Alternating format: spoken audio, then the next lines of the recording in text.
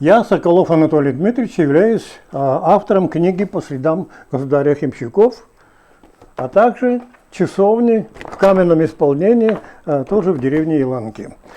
Место выбрано для часовни не зря, потому что это было наше историческое, самое красивое место в Иланке, и поэтому мы там проводили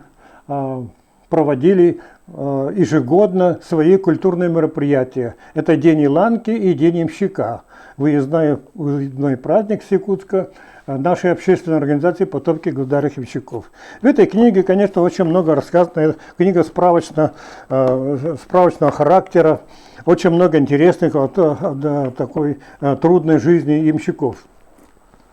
Вот. Но у нас трагедия. Дело в том, что некая там жительница Хатылык-Тыгындархан каким-то образом отвела себе участок, буквально тот участок, где мы проводили свои культурные мероприятия. Несмотря на то, что мы 6 исков и подали в суд, и жалобы, на сегодня БОС, как говорится, и ныне там.